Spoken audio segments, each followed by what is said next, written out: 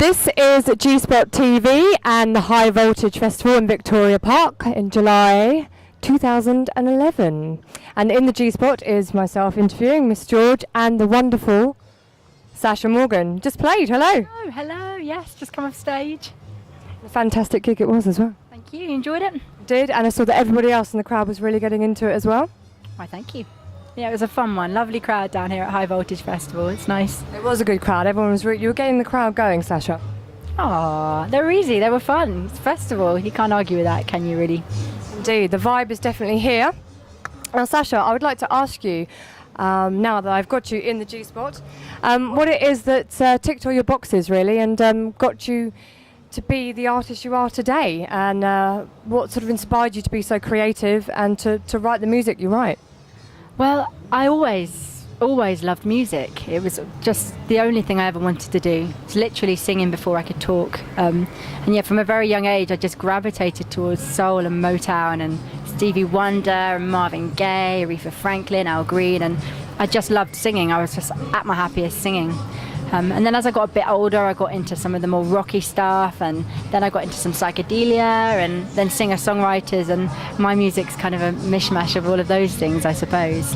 Yeah. I've heard that people have advertised you as sounding like Norma Jones. Now, how does that sound to you? I mean, is that a good likeness?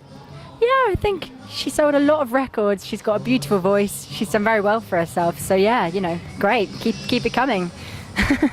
Now, for your fan base out there, what would you like your fans to know that they may not already know about you? My secret fact. My secret fact is that I live on a boat. Ah. I live on a boat. So I'm called Sacha Morgan. But I am literally also Captain Morgan because I have my own boat. So you're going to start selling your own rum soon when you get... I have my face on the bottle of rum.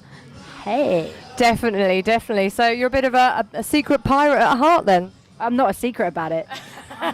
I'm an out there pirate. I've come out of the pirate closet. Yeah. Has that inspired the writings on your songs?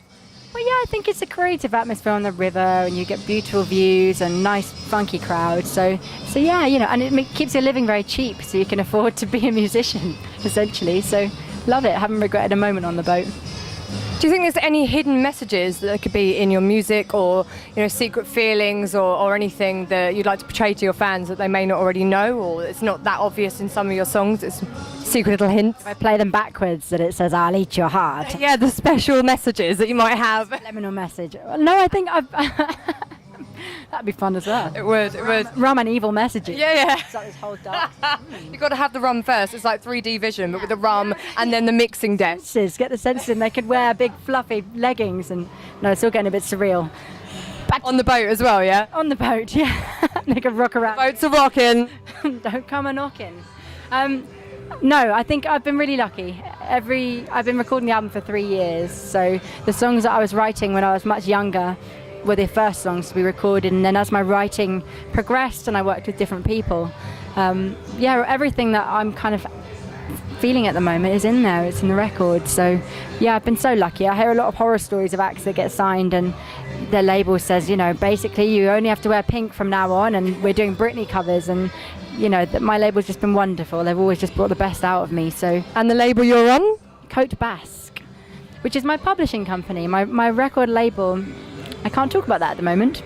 No, that's what we'll keep quiet for now. But obviously, that would have been quite good for the show to have popped that on there. We can't tease it out of you. It's all one big family at Coat Basque. So yeah, my manager is my producer, is my drummer. Everybody knows everybody else. Everybody works for everyone else. So yeah, it's my music family for sure.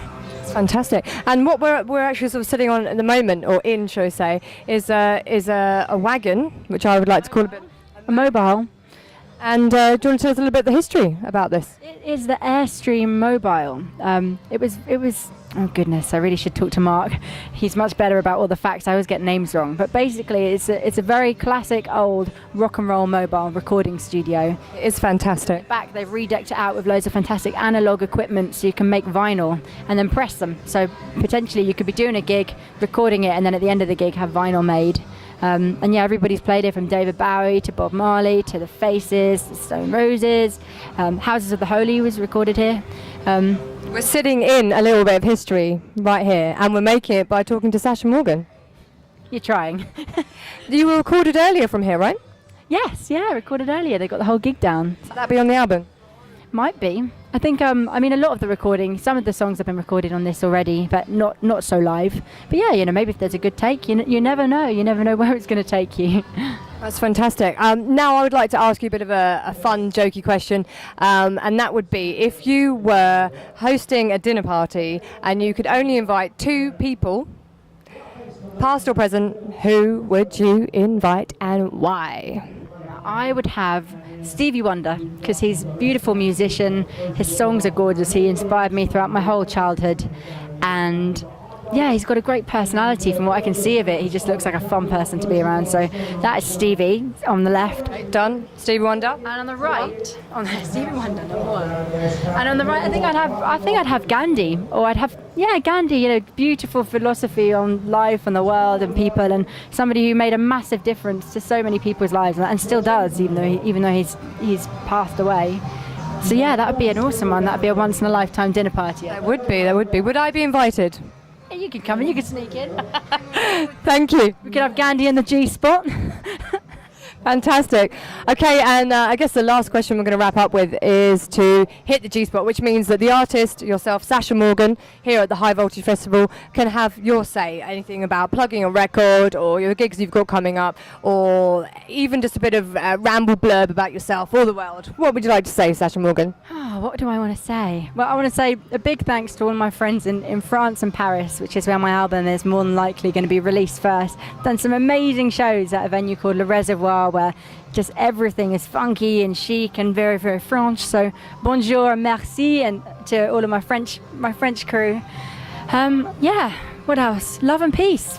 Love and peace. Can't argue with that. Well, love and peace, Sacha Morgan. Thank you very much for being in the G-spot, and we look forward to hearing you from the future. And you have been G-spotted. Ooh. Okay, thank you very much, Sacha Morgan at the High Voltage Festival. Thank you very much. Thank you.